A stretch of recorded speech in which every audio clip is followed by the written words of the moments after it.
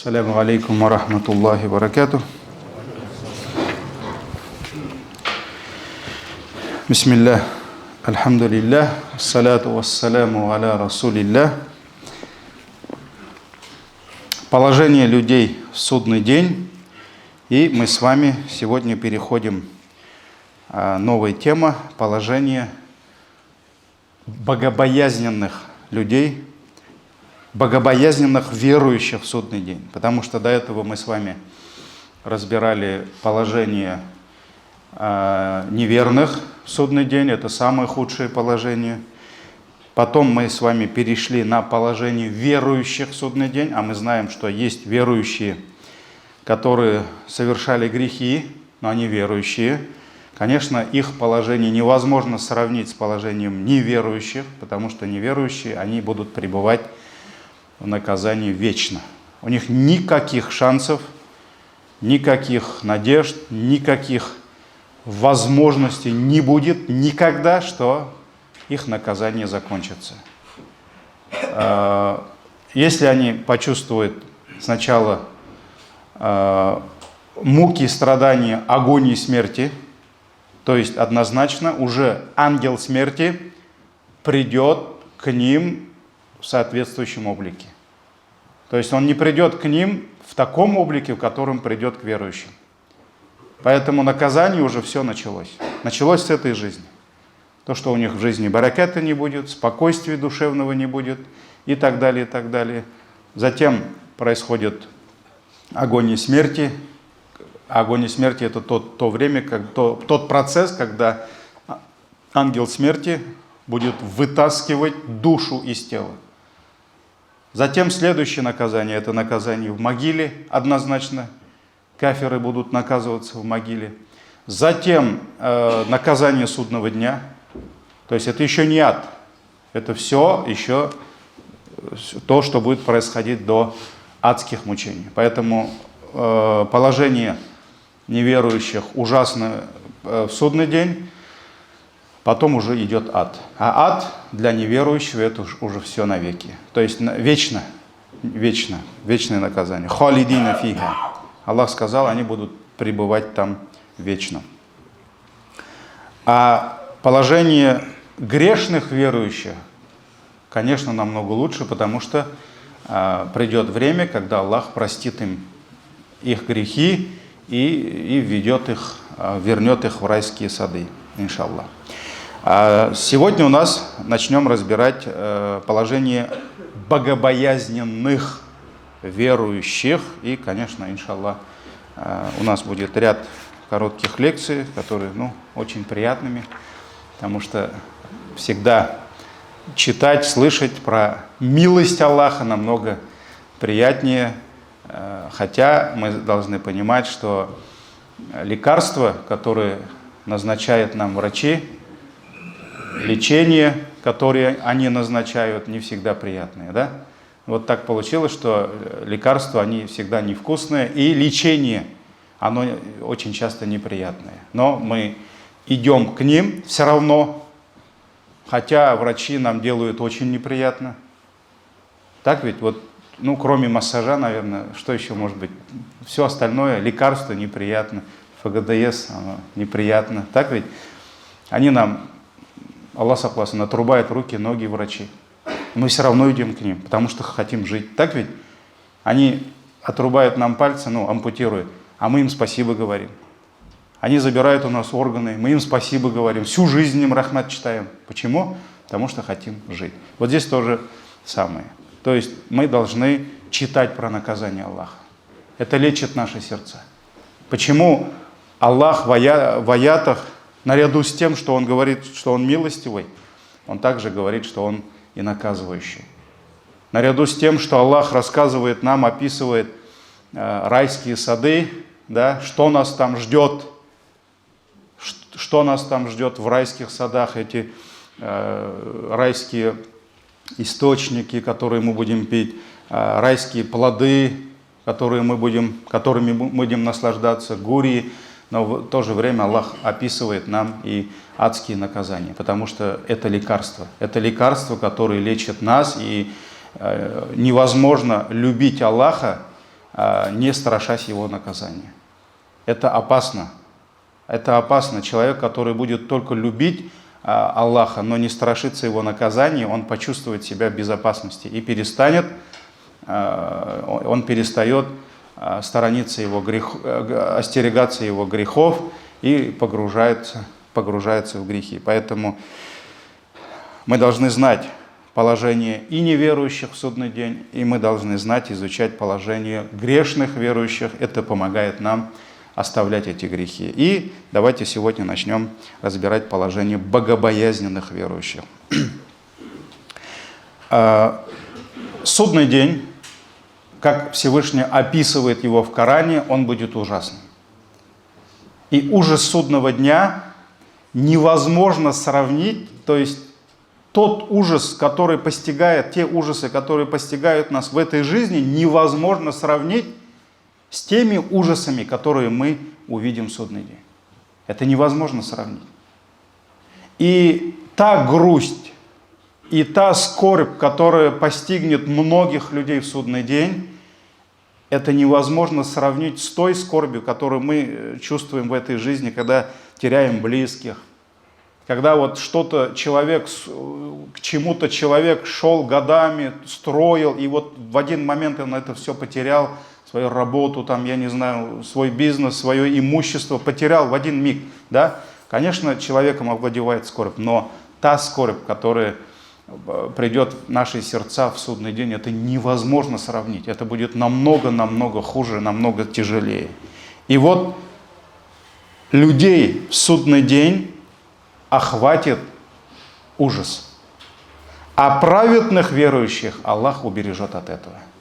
Аллах убережет от этого. Есть такие рабы Аллаха, которых в судный день не охватит страх. Не охватит страх тогда, когда все люди испугаются. Когда все люди будут пребывать в ужасе, в страхе. И эти люди, они не будут опечалены. «Ля хауфун алейхим, аля инна аулия Аллах». Воистину, аулия Аллах, то есть друзья Аллаха, в судный день, вот кто окажется в списке этих друзей Аллаха, да, любимых, Аллах говорит: «Ля хауфун алейхим, ва ля хум яхзанун». То есть они не познают, что такое страх, ва ля хум яхзанун, и они не будут опечалены. Аллах убережет их от этого. И это приближенные рабы милосердного, которые уверовали в Него, которые покорились Ему и на протяжении всей своей жизни до последнего сердцебиения, до последнего вздоха, они готовились к этому дню, к судному дню, и запасались благими делами. Всевышний говорит: «Ва тазавваду». Аллах в Коране говорит: запасайтесь. На самом деле запасаться это фитра, это природа человека. Он всегда запасается, да? Всегда там ему хлеба побольше надо, картошки, еще-то. Кто-то долларов побольше на всякий случай, евро. Но Аллах говорит: «Ва тазавваду», запасайтесь. «Фа инна хайра зади таква». И воистину самый лучший запас это какой? Не доллар, не евро, биткоин, да? Нет, это богобоязненность.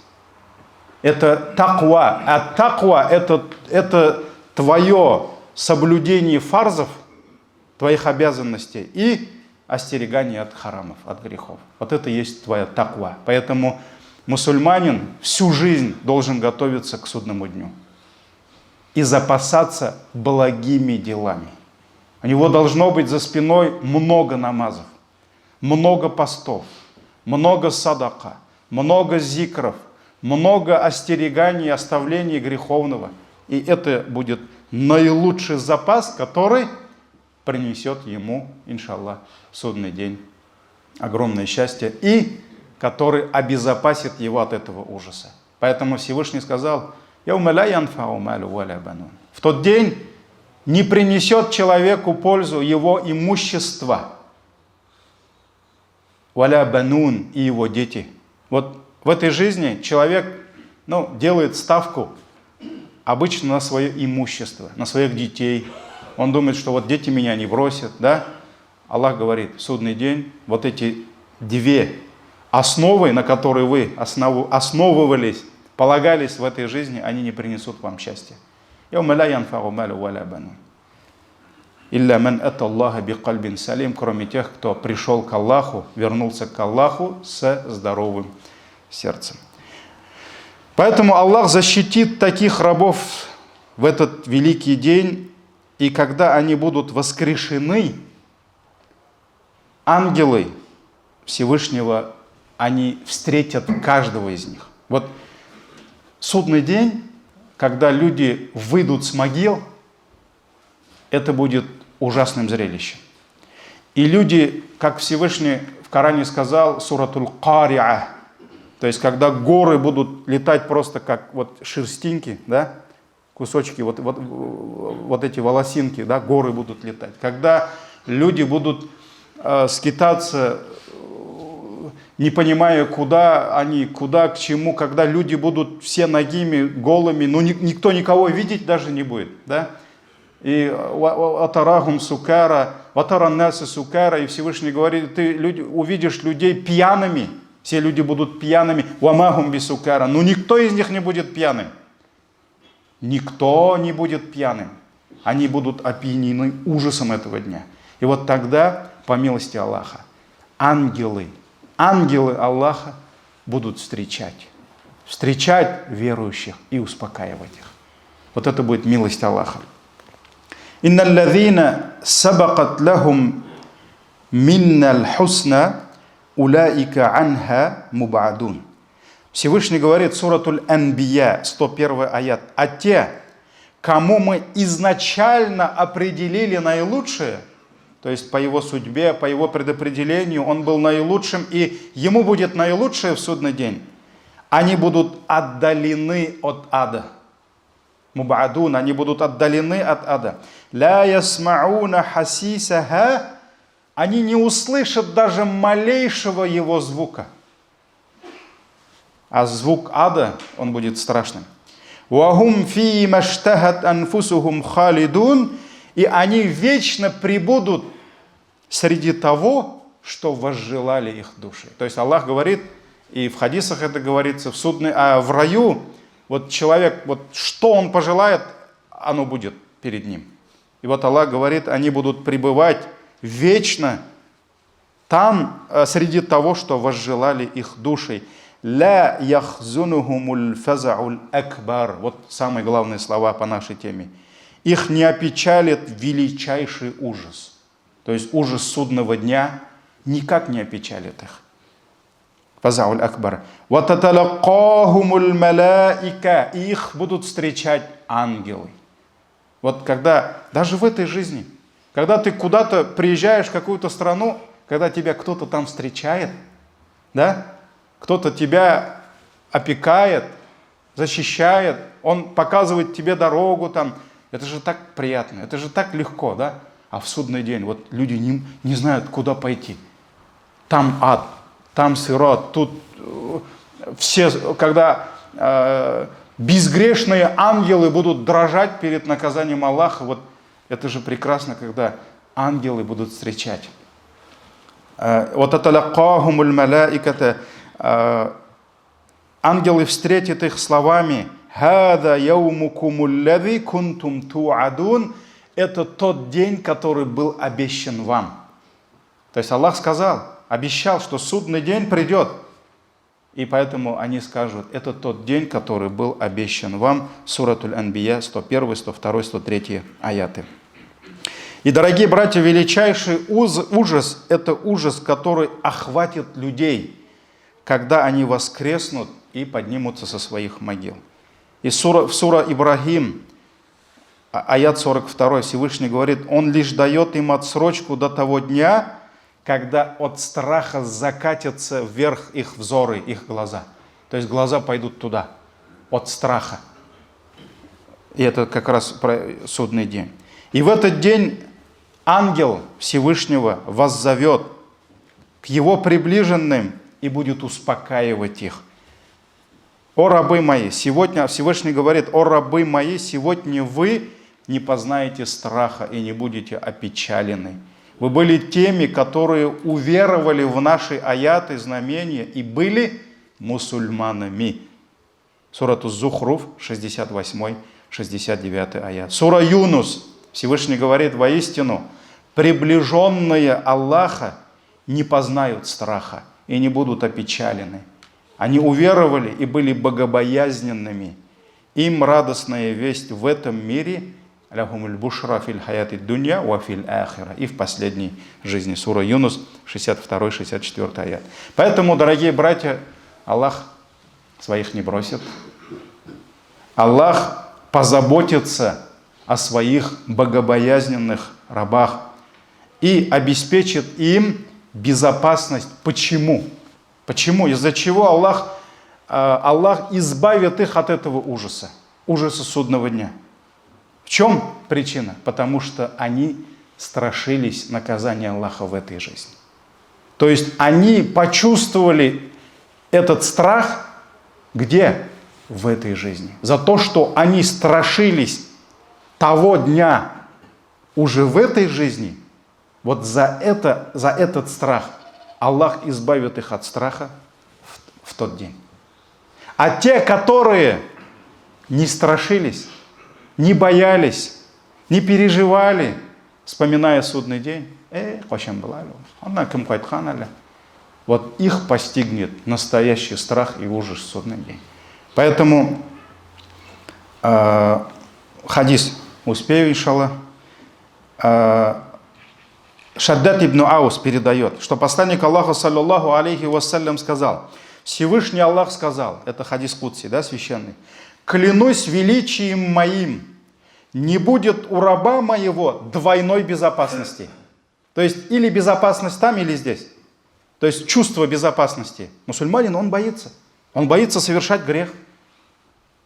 Он боится поднимать взор на гаурат. Он боится сказать непристойное слово. Он боится судного дня. Он боится встречи с Аллахом. Это не безопасность, это страх. Поэтому Всевышний сказал: не будет у раба моего двойной безопасности и спокойствия, как не будет у него и двойного страха. То есть тот, который страшится здесь, он не должен страшиться в судный день. Двойного спокойствия не должно быть так же, как не должно быть двойного страха. Если он жил в этом мире, не боясь меня, это Аллах говорит, я напугаю его в день, когда я соберу их к себе.